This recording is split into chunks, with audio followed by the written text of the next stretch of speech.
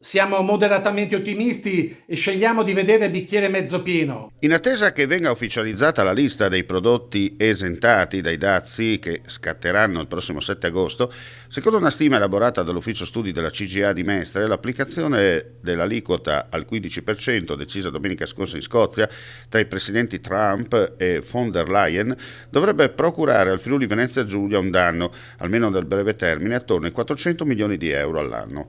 Questa fiducia nasce dalla consapevolezza che l'alta qualità dei prodotti made in Friuli Venezia Giulia che vengono esportati verso gli Stati Uniti, indirizzati presumibilmente a consumatori con elevato potere d'acquisto e a imprese leader nei rispettivi settori, non sarà significativamente influenzata dall'introduzione dei dazi. Un costo, quello causato dalle politiche protezionistiche statunitensi che secondo una stima della CGA racchiude sia gli effetti diretti, mancate esportazioni, sia quelli indiretti, riduzione margine di profitto delle imprese che continueranno a vendere nel mercato USA, costo delle misure di sostegno al reddito degli addetti italiani che perderanno il posto di lavoro, trasferimento delle imprese o di una parte delle produzioni verso gli Stati Uniti, il famoso trade diversion. Oltre a queste due fattispecie è stata presa in esame anche quella congiunturale legata alla svalutazione del dollaro nei confronti dell'euro. Per alcuni comparti la situazione potrebbe evolvere diversamente.